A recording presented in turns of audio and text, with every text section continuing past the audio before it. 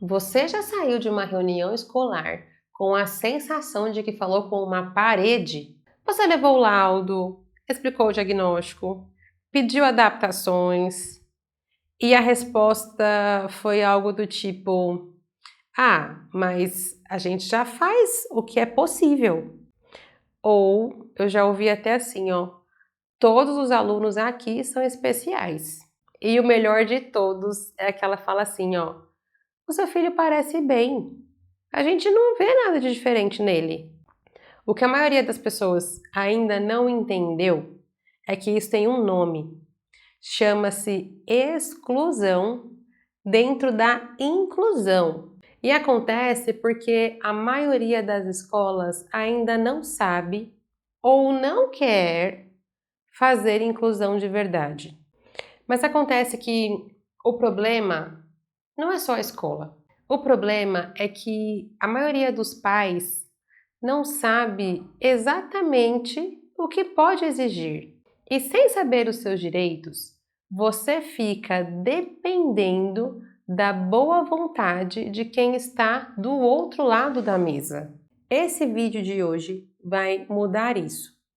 Você vai sair daqui sabendo exatamente o que a lei garante ao seu filho em qualquer escola do Brasil, seja escola pública ou privada.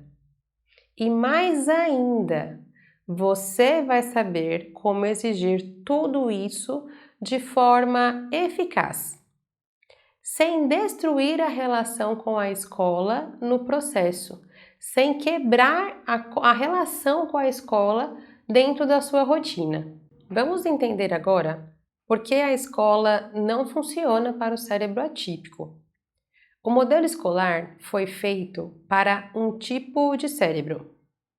A escola, como nós conhecemos, foi desenhada para um perfil bastante específico de aprendiz.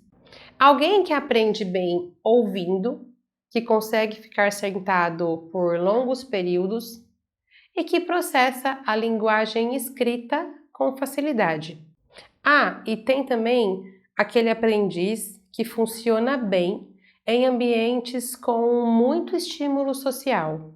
Para crianças com TEA, TDAH, dislexia ou altas habilidades, esse modelo é como tentar entrar num molde que não foi feito para o seu corpo. Não é que seu filho não consiga aprender, é que o ambiente não foi feito pensando na forma como o cérebro dele aprende. Vamos entender então o que acontece no cérebro de cada condição. No TEA, as crianças podem ter dificuldades com a linguagem social implícita que permeia toda a sala de aula. As regras não ditas, as mudanças de atividade sem aviso, as expectativas que nunca foram explicadas, mas que todo mundo deveria saber. Além disso, pensando no TEA, temos que lembrar também da sobrecarga sensorial. Barulho, fluorescência, cheiro de cantina. Para o cérebro atípico, esse ambiente pode se tornar fisicamente insuportável. Já no TDAH, o problema central não é falta de atenção, mas sim a regulação da atenção. A criança com TDAH consegue se concentrar intensamente em coisas que a interessam, mas tem dificuldade genuína de direcionar e manter a atenção em tarefas que não oferecem estímulo suficiente. A sala de aula tradicional, com aulas muito longas e monótonas, é o ambiente mais hostil possível para as pessoas que estão dentro deste perfil, para aqueles que têm TDAH. Já na dislexia, o processo fonológico, ou seja, a conexão entre sons e letras, funciona de forma diferente. A criança com dislexia não é preguiçosa, não tem falta de interesse.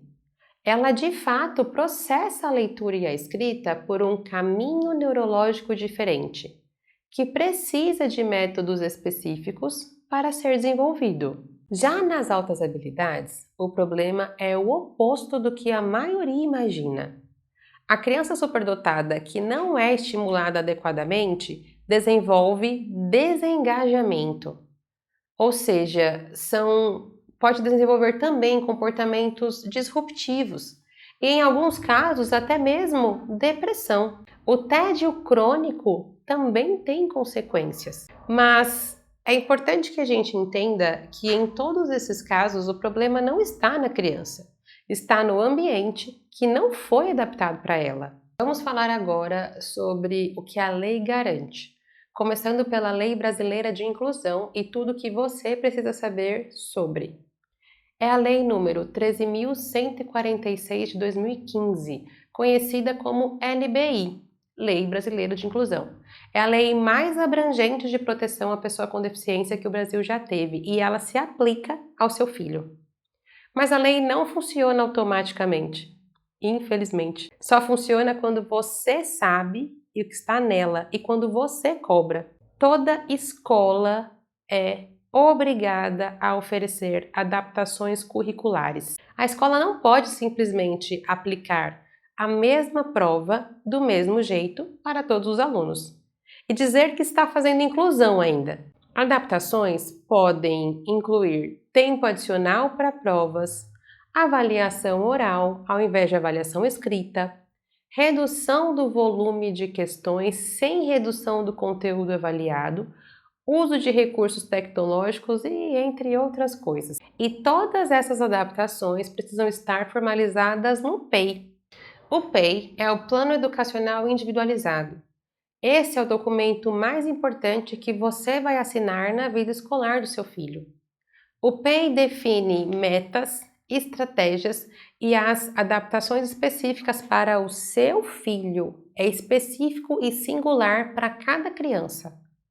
Por lei, precisa ser construído com a participação da família. Se a escola nunca te chamou para construir um PEI, ela está em descumprimento da lei. Vamos pensar um pouco agora sobre a importância do profissional de apoio. Quando o laudo indica a necessidade, a escola é obrigada a fornecer um profissional de apoio, também chamado de auxiliar, cuidador, mediador. A nomenclatura varia dependendo da sua região. Esse profissional não é um favor da escola, é uma obrigação legal. E ele não substitui o professor, mas trabalha em parceria com o professor. E acessibilidade? Um ambiente acessível não é só rampa para cadeirante. Inclui acessibilidade comunicacional, sinalização visual, rotinas claras, instruções explícitas. Para crianças autistas e com TDAH, isso é fundamental. Agora vamos falar um pouco sobre a escola pública e a escola particular. Um mito muito comum é que esses direitos valem apenas para a escola pública, mas isso não é verdade.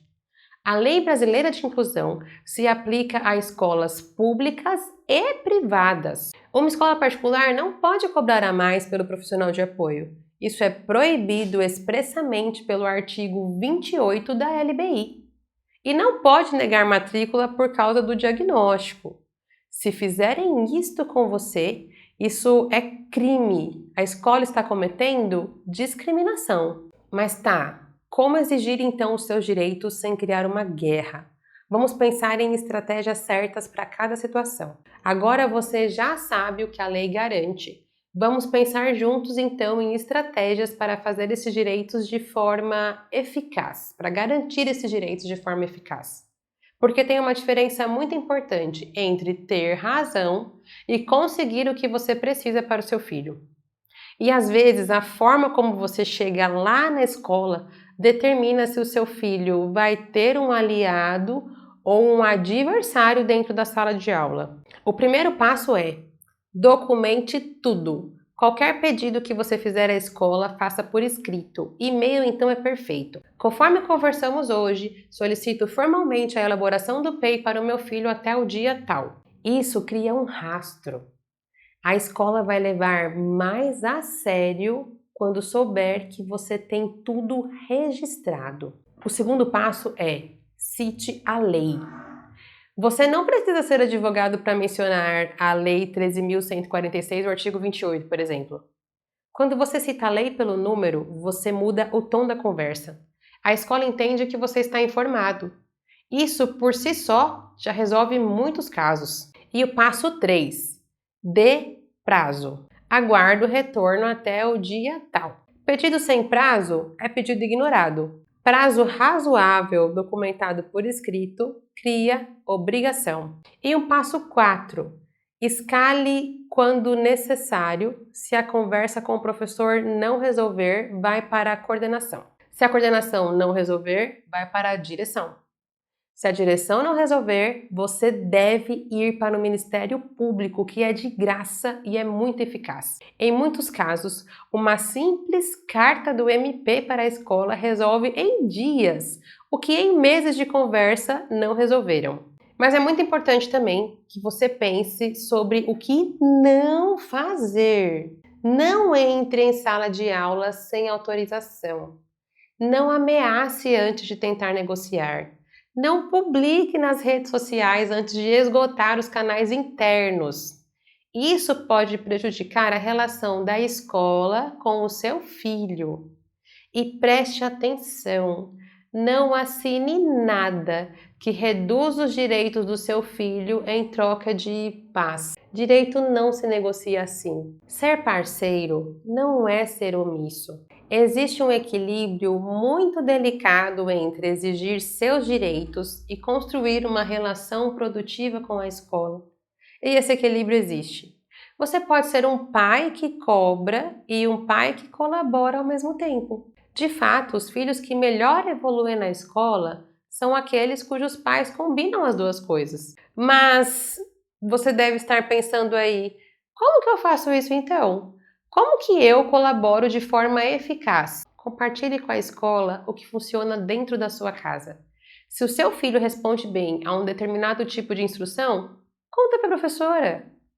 Se tem uma estratégia que o terapeuta usa e que funciona, compartilhe com a professora. Ela conhece o aluno de verdade e faz muito mais do que aquele que recebe uma lista de demandas. Mas pensando ainda em como exigir de forma eficaz, seja específico. Meu filho precisa de mais atenção. Isso não vai a lugar nenhum. Agora, se você escreve assim, o meu filho precisa de tempo extra nas provas e de instruções por escrito além das verbais. Isso sim é acionável.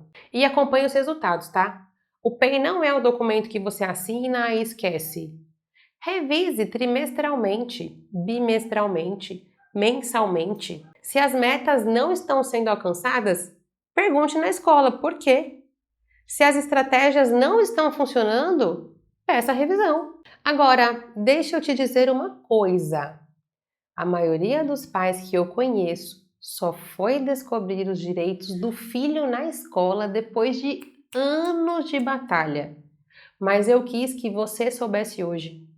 O seu filho tem direito a uma educação que respeita a forma como o cérebro dele funciona. Isso não é favor. Inclusão não é favor, é lei. E você, como pai ou mãe, tem as ferramentas para garantir isso, de forma firme, documentada e sem precisar destruir a relação com a escola. Se esse vídeo te ajudou, deixe nos comentários qual foi a maior dificuldade que você enfrentou com a escola do seu filho. Eu quero saber. Isso me ajuda a criar mais conteúdos sobre o que vocês realmente precisam. Até o próximo vídeo. Vejo vocês!